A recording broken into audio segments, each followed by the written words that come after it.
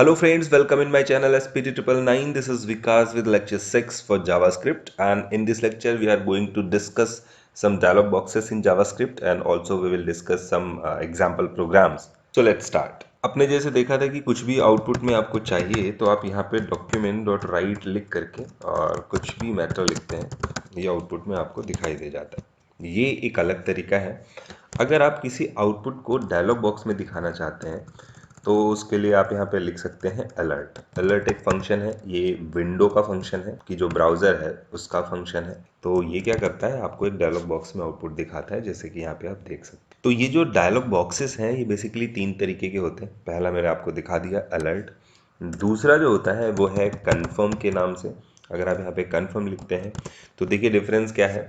इसको हम रिफ्रेश करते हैं, यहाँ पे आपको 2 ऑप्शन मिलते हैं, ओके एंड कैंसिल, दोनों ऑप्शन मिल जाते हैं। जबकि वहाँ पे क्या हो रहा था, अलर्ट में सिर्फ आपको एक ऑप्शन मिलता है ओके, लेकिन यहाँ पे ओके और कैंसिल दोनों मिलते हैं, यानी आप कंफर्मेशन दे सकते हैं किसी चीज की कंफर्मेशन के लिए। और तीसरा जो डायलॉग बॉक्स है वो प्रॉम्प्ट के थ्रू आता है। प्रॉम्प्ट नाम का एक मेथड है, एक फंक्शन है जो एक डायलॉग बॉक्स रिप्रेजेंट करता है। इसके अलावा इसको यूज करते हैं हम लोग जब हमें यूजर से इनपुट लेना होता है। अब ये यूजर से इनपुट क्या होता है, तो देखिए जब आप एक प्रोग्राम ले लेते हैं 2 नंबर के एडिशन का, तो जब आप वेरिएबल्स में वैल्यू रख करके इन दोनों को ऐड कर रहे थे, तो ये एक तरीका होता है कि हम वेरिएबल्स को यूज़ कर रहे हैं और वेरिएबल में वैल्यू रख रहे हैं। बट यहाँ पे देखिए वेरिएबल में जो वैल्यू रखते हैं यहीं पे, यानी जब आप डिक्लेयर कर रहे हो प्रोग्राम के अंदर, तो वहाँ पे आपने वैल्यू रख दी है। इसको बोला जाता है इनिशियलाइजेशन। इनिशियलाइजेशन, ठीक है, कि आपने इनिशियली वेरिएबल बनाते टाइम पे ही वैल्यू दे दी है।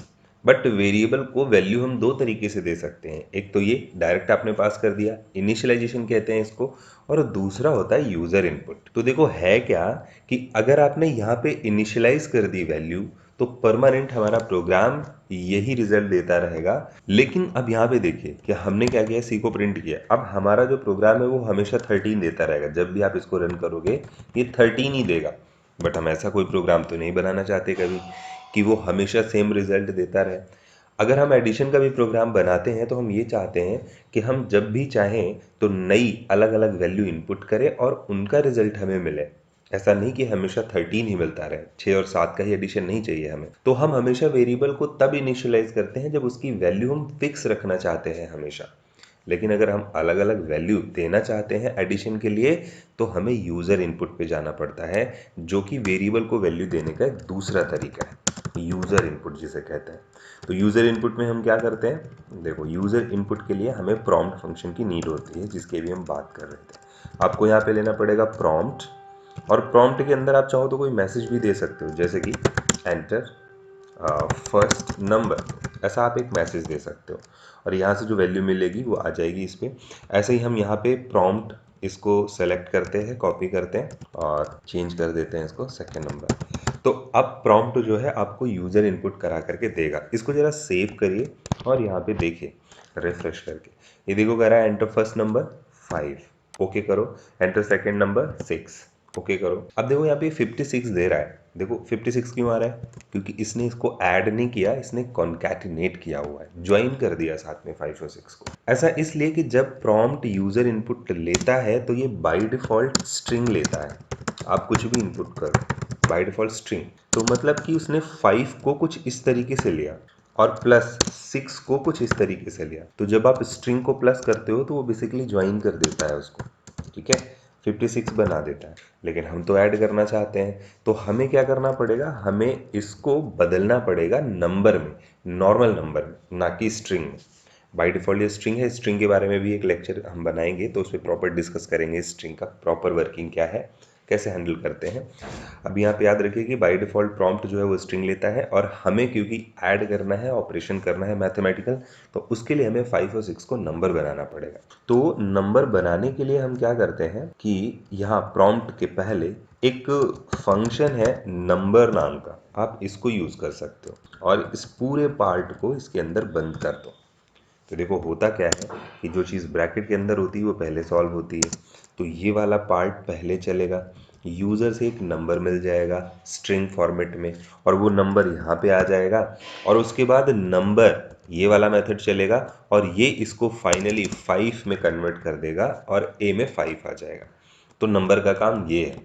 इस प्रोसेस को हम बोलते हैं टाइप कास्टिंग। क्या बोलते हैं? टाइप कास्टिंग, यानी किसी एक टाइप को दूसरे टाइप में बदल रहे हैं, टाइप कास्टिंग। तो ये टाइप कास्टिंग करने का एक और तरीका हो सकता है कि हम इसको प्लस लगा दें यहाँ पे, तब भी ये चेंज कर देगा, या फिर पार्स इंट करके आप यहाँ पे लिख सकते हो, आई कैपिटल होना चाहिए। ये भी एक तरीका हो सकता है नंबर को इंटीजर में कन्वर्ट करने का। अगर फ्लोट है तो हम पार्स फ्लोट लिख देंगे, और नंबर अगर आप लिखते हो तो नंबर में फिर वो समझ लेता है कि नंबर किस टाइप का है, फ्लोट है कि इंट है, तो ऑटोमेटिक कन्वर्ट कर लेता है। तो आप यहाँ पे टाइप कास्टिंग करेंगे, सेम चीज़ आप इसके साथ भी करेंगे। यहाँ पे लिखेंगे पार्स इंट और एंड में जाके ये लिख देंगे। तो अभी क्या होगा, अब आपको टाइप कास्टिंग की वजह से यहाँ से जो नंबर इनपुट होगा वो ज्वाइन नहीं होगा, ऐड होगा। जैसे कि हमने यहाँ लिखा 5 ओके 6, अब देखो 11 हो रहा है। तो ये टाइप कास्टिंग प्रोसेस हमेशा याद रखिएगा, और इसे हम यूज़र इनपुट कहते हैं। तो हम ज़्यादातर प्रोग्राम्स यूज़र इनपुट के थ्रू ही बनाते हैं। तो आई थिंक ये आपको बात समझ में आई होगी। चलो कुछ एग्जांपल्स प्रोग्राम देख लेते हैं एक्सरसाइज के लिए। हमने एडिशन का एक प्रोग्राम देख लिया यूज़र इनपुट के थ्रू। अब हम दूसरा देखते हैं, सिंपल इंटरेस्ट कैसे कैलकुलेट किया जाए। सिंपल इंटरेस्ट यूज़र इनपुट के थ्रू देखते हैं। तो यहाँ पे हम लिखेंगे एंटर प्रिंसिपल अमाउंट। हम यहाँ पे लिख देते हैं प्रिंसिपल अमाउंट, यूज़र से इनपुट ले लेते हैं। तो अब प्रिंसिपल अमाउंट इंटीजर में है या फिर जिसमें भी, आप यहाँ पे नंबर लिख देते हैं क्योंकि हमें पता नहीं है कि ये इंटीजर में है कि फ्लोट में है। ऐसे ही इस पर नंबर लिख देते हैं, ठीक है। यहाँ पे वेरिएबल का नाम अप्रोप्रिएट होना चाहिए। हम प्रिंसिपल के लिए पी दे देते हैं या पी आर दे देते हैं। और दूसरी जो चीज़ होगी वो होगी रेट, ठीक है। तो हम यहाँ पे लिखने वाले हैं रेट, एंटर रेट। तो हम वेरिएबल का नाम क्या दे देते हैं, आर, या फिर रेट ही लिख देते, कोई दिक्कत नहीं है। इसको कॉपी करते हैं और पेस्ट करके यहाँ पे चेंज कर देते हैं टाइम। हमें 3 चीज़ें चाहिए होंगी, टाइम, तो इसका वेरिएबल का नाम चेंज कर देते हैं टी। एंड फाइनली हमें अब फॉर्मूला लगाना है। तो हम लिखेंगे S I is equal, bracket में ले लीजिएगा, P R into T and divide by 100। Finally आपके पास सिंपल इंटरेस्ट कैलकुलेट होगा, एस आई में आ जाएगा। हम यहाँ पे लिखेंगे डॉक्यूमेंट डॉट राइट और सिंपल इंटरेस्ट इज, यहाँ पे कॉमा करके एस आई को लिख दीजिए। एंड फाइनली इसको रन कराते हैं। देखो यूज़र इनपुट लेते हैं, मान लो कि 5000 वो है हमारा प्रिंसिपल अमाउंट है, और 2.5 के रेट से हम दे रहे हैं, और टाइम है 3 साल का। तो अभी देखो सिंपल इंटरेस्ट 375 उसने कैलकुलेट करके हमें दिया। तो आई थिंक ये बात आपको समझ में आई होगी। इसके बाद एक प्रोग्राम अगला हम लोग देखते हैं, सर्किल का एरिया ऑफ सर्किल, ठीक है। इस तरीके की कोई भी प्रोग्राम आप भी सोचिए समझिए और बनाइएगा, कोई दिक्कत नहीं है। हमें क्या लेना होगा, पाई आर स्क्वायर फार्मूला होता है, तो हमें बेसिकली चाहिए होगा रेडियस। हम यहाँ पे लिखेंगे रेडियस ऑफ अ सर्किल, और यहाँ पे लिख देंगे आर। अब हम यहाँ पे फॉर्मूला लगा देते पाई आर स्क्वायर। तो पाई की वैल्यू लेने के लिए हम मैथ यूज़ कर सकते हैं, मैथ डॉट पाई नाम का एक होता है, इसको यूज़ कर लो, पाई की वैल्यू ले लेगा। या फिर डायरेक्ट लिख दो 3.1514, या फिर 22/7, कुछ भी लिख सकते हो। पाई आर स्क्वायर के लिए हम ये लिख, बस यहाँ पे आपको लिख देना। ऐसा ही वेरिएबल कुछ भी ले सकते हैं। यहाँ पे मान लीजिए कि हमने रेडियस दिया 3, तो अब देखो एरिया ऑफ सर्किल। इसको राउंड भी कर सकते हैं 2 डिजिट तक, 3 डिजिट तक, आगे सीखेंगे ये सारी चीज़ें। अभी हम लोग बेसिक कैलकुलेशन कर रहे हैं। तो इस तरीके से एडिशन, सिंपल इंटरेस्ट और एरिया ऑफ सर्किल हो गया है। 1-2 प्रोग्राम और बनाते हैं, 5 प्रोग्राम तो बना ही लेते हैं कम से कम।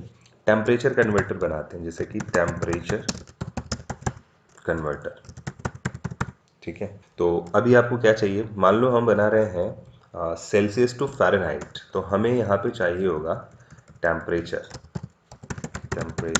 इन सेल्सियस। इनपुट होगा, उसको हम यहाँ एक वेरिएबल में स्टोर कर लेंगे। अब फाइनली हमें चाहिए होगा फॉर्मूला। तो फ़ारेनहाइट में कन्वर्ट करने के लिए क्या फॉर्मूला होता है, तो फॉर्मूला होता है C इंटू ये होता है। तो हम यहाँ पे टेम्परेचर को प्रिंट करेंगे और यहाँ पे F को प्रिंट कर दो। अभी देखो बॉडी का जो टेम्परेचर होता है वो कितना होता है, टेम्परेचर 37 होता है सेल्सियस में, और 98 होता है फ़ारेनहाइट में। तो अगर 98 आता है तो मतलब सही है, ये 98.6 एकदम करेक्ट है। तो इस तरीके से हम टेम्परेचर कन्वर्ट कर सकते हो, और किसी भी चीज़ का प्रोग्राम आप बना सकते हो। ये तो हो गया। एंड और एक प्रोग्राम बना लेते हैं, मान लो यूनिट कन्वर्टर बनाना चाहते हो। ये थोड़ा सा और ब्रॉड वे में बनाइएगा, जैसे कि हमने टेम्परेचर सेल्सियस टू फ़ारेनहाइट किया है, एक और बनाइएगा फ़ारेनहाइट टू सेल्सियस कन्वर्ट करिएगा, तो फॉर्मूला चेंज हो जाएगा। यूनिट कन्वर्टर यूनिट कन्वर्टर हम एक चीज़ का बना देते हैं, मीटर टू किलोमीटर या किलोमीटर टू मीटर। तो अगर कोई यहाँ पे इनपुट करता है तो हम उसको बताएंगे कि किलोमीटर में कितना होगा। तो बेसिक फार्मूला आप यहाँ पे ले लीजिए, हम यहाँ मीटर को एम में ले लेते हैं और किलोमीटर के लिए हम क्या करते हैं, यहाँ ले लेते हैं किलोमीटर।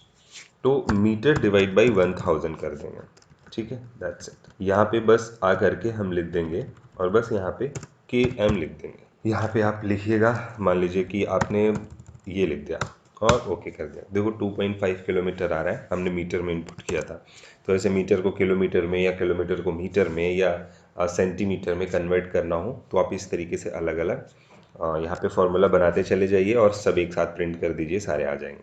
तो इन सब की प्रैक्टिस करिएगा। मिलते हैं नेक्स्ट लेक्चर में इफ एल्स के कॉन्सेप्ट के साथ। That's all for this lecture. Thanks for watching.